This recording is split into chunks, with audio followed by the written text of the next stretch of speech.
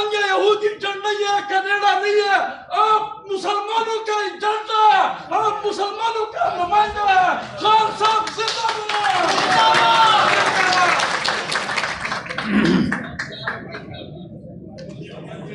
اعوذ باللہ من الشیطان الرجیم، بسم اللہ الرحمن الرحیم۔ یا ایہا الذین آمنوا اتقوا اللہ وقولوا قولا سدیدا یصلح لکم اعمالکم ویغفر لکم ذنوبکم ومن یطع اللہ ورسولہ فقد فاز فوزا عظیما۔ وقال النبی صلی اللہ علیہ وسلم من یطع اللہ ورسولہ فقد ہدی ومن یعص اللہ ورسولہ فقد غوی حتی یفیء الی امر اللہ۔ ان اللہ وملائکتہ یصلون علی النبی یا ایہا الذین آمنوا صلوا علیہ وسلموا تسلیما۔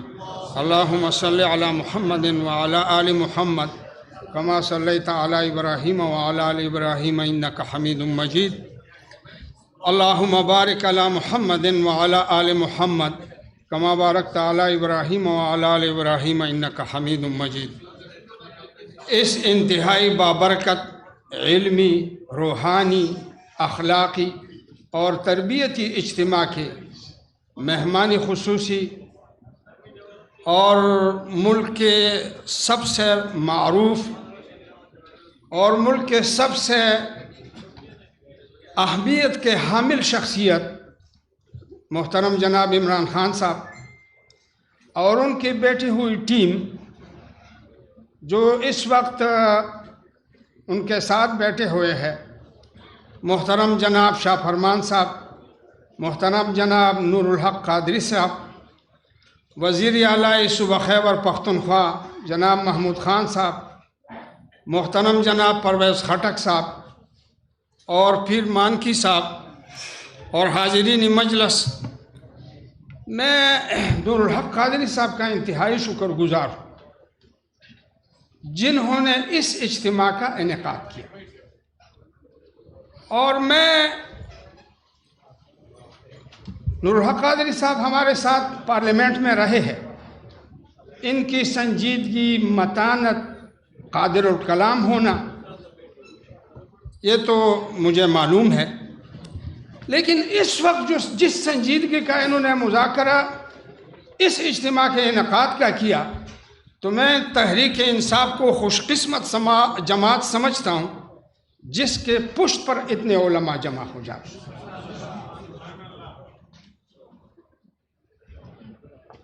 میں جو بات کروں گا، ہمارا مسئلہ بہت اچھی تقریر سے نہیں بنے گا، بہت اچھی تقریر میں معلومات حاصل کرنے سے نہیں بنے گا۔ ہمارا مسئلہ یہ ہے، اور آپ لوگ ناراض بھی نہ ہوں، نور الحق قادری صاحب نے مجھے کان میں کہا کہ بالکل مختصر، تو میں نے دل میں کہا کہ میں تو عمران خان نہیں ہوں کہ دریا کو کوزے میں بند کروں، اور میں محمود خان وزیر اعلیٰ صاحب اور پرویز خٹک صاحب جیسا بھی نہیں ہوں، اور شاہ فرمان صاحب جیسا بھی نہیں ہوں کہ وہ اپنے متانت اور سنجیدگی سے قوموں کو چلاتے ہیں۔ میں تو ایک دیہاتی آدمی ہوں۔ تو حضرات، میری گزارش یہ ہے، آپ لوگ ناراض نہ ہوں، اہل حدیث یہ جتنی بھی نام ہے، میں جب ان کے پروگراموں میں جاتا ہوں تو ان سے پوچھ لیتا ہوں کہ کوئی ایک مارکیٹ میں ایک دکاندار ایسے بتائے جو سچ بولتا ہو، تو آپ مجھے بتا دیں حدیث نے کیا کارکردگی دکھائی، بریلویوں نے کیا کارکردگی دکھائی، اور دیوبندیوں نے کیا کارکردگی دکھائی۔ سب سے زیادہ قوت ان کے پاس ہے، لیکن مارکیٹ میں کوئی آدمی نہیں ہے کہ وہ سچ بولے اور اس پہ مشہور ہو کہ یہ جان دے سکتے ہیں لیکن جھوٹ نہیں بول سکتے۔ لہذا محترم دوستو، ریاست مدینہ میں ہمارا کردار کیا ہے، علماء کا کردار کیا ہے، میرا موضوع یہی ہے۔ ہمارا کردار یہ ہے کہ ہم ایک سوسائٹی تشکیل دیں جو صداقت پہ کھڑے ہو جائے، جو امانت پہ کھڑے ہو جائے۔ آپ لوگ بھی ناراض نہ ہوں، میں گزارش کرتا ہوں، تحریک انصاف کے حکومتوں نے ایک روایت تو بدل دی، لیکن سوسائٹی اور معاشرہ تو نہیں بدلا ہے۔ اب سوسائٹی اور معاشرہ ہم کیسے تبدیل کر دیں؟ لہذا سوسائٹی اور معاشرہ علماء کی ذمہ داری ہے کہ ہم صداقت پہ معاشرہ کو کھڑا کر دیں. جھوٹ بولنے کے بعد کون سا انسٹیٹیوٹ جو ہے وہ چلے گا؟ اللہ تبارک و تعالیٰ ارشاد فرماتے ہیں یا ایھا الذین آمنوا اتقوا اللہ، اے ایمان والو، سب سے بڑی کامیابی کی بات یہی ہے کہ آپ اللہ سے ڈریں. اور اللہ سے ڈرنے کی تعبیر کیا ہے؟ قولوا قولا سدیدا. تقویٰ یہ ہے کہ موقع کے مناسبت سے سب سے مضبوط آدمی وہی ہوگا جو سچ بولے. جو سوسائٹی سچ پہ بنی نہیں ہے، جو ہمارے آپ لوگ ناراض نہ ہوں، میں جب تقریر کرتا ہوں تو یہ پیپل پارٹی والے تو ہمارے ساتھ پارلیمنٹ میں رہے ہیں، مسلم لیگ والے بھی رہے ہیں، یہ اسحاق ڈار ہمارے ساتھ تھا، رضا ربانی صاحب ہمارے ساتھ تھے. تو انہوں نے مجھے کہا کہ بھائی محترم عمران خان صاحب جو بات کرتے ہیں امریکہ کے خلاف، یہ گپ شپ ہے. تو میں نے ان کو کہا، اللہ نے مجھے جواب دے دیا، میں نے کہا یہ گپ شپ آپ بھی لگایا کرنا، امریکی کے خلاف ایک بات کریں تاکہ پتہ لگ جائے، اندازہ ہو جائے. دوسری بات میں یہ کرتا ہوں کہ پی ڈی ایم کے حضرات کہتے ہیں کہ جی ہم غلام ہیں، اور آپ نہیں سمجھتے. میرے ساتھ مسلم لیگ کے ایک بہت بڑا آدمی مل گیا تو انہوں نے مجھے کہا کہ آپ یہ سمجھتے نہیں ہے کہ ہم غلام ہیں. میں نے کہا ہمارے اور تحریک انصاف کے اتحادیوں کے ساتھیوں کے یہی موقف ہے، لیکن ہم غلامی پر خوش نہیں ہیں، آپ غلامی پر خوش ہیں. ہم غلامی نہیں مانتے. ہمارے اور آپ کے فرق یہ ہے. دوسری گزارش یہ ہے حضرات کہ وقت کی کمی کی وجہ سے تو میں، لیکن سیاست فتووں کی چیز بھی نہیں ہے، اور سیاست جو ہے یہ مفروضوں کی بھی چیز نہیں، یہ پریکٹیکل عمل ہے، یہ کتابوں سے بھی نہیں سیکھی جاتی، یہ پریکٹیکل زندگی ہے. آپ جھوٹ نہ بولیں، آپ خیانت نہ کریں. تو میری گزارش یہ ہے کہ ہمارے اتحادی ساتھی تو سارے موجود ہیں، میرا خیال یہ ہے کہ ایکیڈمک کام ہم کریں.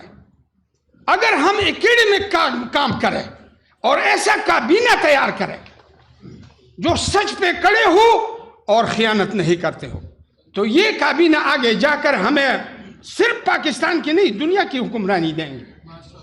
لیکن اگر ہم جیسے دوسرے لوگ جھوٹ بولتے ہیں، جیسے دوسرے لوگ خیانت کرتے ہیں، جیسے اس میں شجاعت نہیں ہے، بہادری نہیں ہے، وہ صفات جو جناب نبی اکرم صلی اللہ علیہ وسلم نے مومن کی بیان کی ہے، وہ سخاوت ہے، شجاعت ہے، صبر ہے، استقامت ہے، یہ ہمیں ڈیولپ کرنا ہے. اور اس کے لیے ایک ایکیڈمک کام جو ہے وہ تحریک انصاف چونکہ اس وقت قوت میں ہے تو ہم تعاون کریں گے اور وہ یہ کام کریں کہ ہم ایسے لوگ تیار کریں، ایسے لوگوں کو پارلیمنٹ میں بھیجیں. اگر ہم پارلیمنٹ میں ایسے لوگ بھیج دیتے کہ وہ پیسے جمع کرنے کے ذوق اور شوق رکھتے ہیں تو کیسے وہ ہمیں ایک معیاری حکومت دیں گے. اور میں تو عرض کروں اسی جگہ پر میں کھڑا تھا اور اکرم خان درانی وزیر اعلیٰ تھے، یہ بات سننے کی ہے، اور مجلس عامل کے اکابرین بیٹھے تھے، قاضی حسین احمد صاحب، مولانا فضل الرحمان صاحب، یہ سارے بیٹھے تھے، اور اس بات پہ مشورہ ہو رہا تھا کہ بھائی کرپشن ہم کیوں ختم نہ کر سکے اور کرپشن کو ہم کیوں کم نہ کر سکے، اس پہ بات ہو رہی تھی. تو سب لوگوں نے اپنے اپنے باتیں بتا دیے. تو آخر میں جا کر اکرم خان نے کہا کہ میں ایک ایسی وزیر اعلیٰ ہوں کہ میں پٹواری تبدیل نہیں کر سکتا، تو میں کرپشن کیسے ختم کر سکتا ہوں؟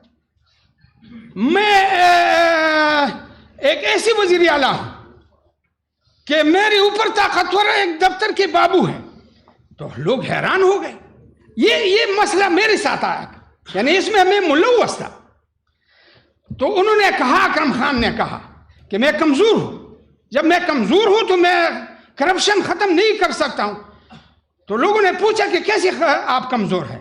تو انہوں نے کہا میں نے ایک پٹواری چترال تبدیل کیا ہے سزاوار، اور وہ پٹواری وہاں جا کے وہ نہ جاتے ہیں اور نہ وہ وہاں پر لیتے ہیں. نہ چارج لیتے ہیں. میرے پاس یہ پٹواری آیا تھا. میں نے ان کو کہا کہ نہ میں آپ کو خط دیتا ہوں نہ آپ کی سفارش کرتا ہوں, آپ کے بارے میں یہ بات ہے. تو اکرم خان نے کہا کہ کسی نے پوچھا کہ آپ کیسے کمزور ہیں, تو انہوں نے کہا کہ میں ایسے کمزور ہوں کہ یہ جتنے ممبران بیٹھے ہیں سب نے اس پٹواری کو سفارشی خط دیا ہے. تو قاضی حسین احمد صاحب نے دیا, مولانا فضل الرحمان صاحب نے دیا, تو میں ان کے سامنے کیا کر سکتا ہوں؟ یہ سفارشی کلچر آج بھی ہے ہماری سوسائٹی میں. ہم استاد کو تبدیل نہیں کر سکتے. ایک اب ہمارے عدالتی نظام ایسے ہے کہ اس میں ہم احتیاط پھر ایسے آ جاتے ہیں تو احتیاط کر لیتے ہیں, لیکن ایک جگہ پر ایک ایڈیشنل سیشن جج نے ایک ایسا فیصلہ کیا کہ ایک خاتون جو ہے وہ گھر میں اندر مردہ پائی گئی. تو سسرال والوں نے یہ کہا کہ انہوں نے خودکشی کی ہے, اور شوہر کے گھر والوں نے کہا کہ انہوں نے خودکشی کیا ہے, اور والدین نے کہا کہ اس کو مارا گیا ہے. اب یہ دو باتیں سامنے آ گئیں, ایک مرڈر ہے اور ایک خودکشی ہے. جج نے ایسا فیصلہ کیا کہ نہ اس کو خودکشی ڈکلیئر کیا اور نہ اس کو قتل ڈکلیئر کیا اور آدمی کو آزاد کر دیا. یہ کیسا فیصلہ ہے؟ لہٰذا اگر ہم تبدیلی کے خواہاں تو صرف آواز کے حد تک تبدیلی نہیں بلکہ ایکیڈمک کام کرے, اور ہم تیار ہیں اس کے لیے. میں اپنی پوری زندگی وقف کرنے کے لیے تیار ہوں.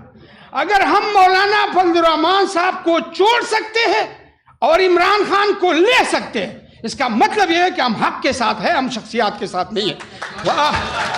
وآخر دعوانا الحمدللہ.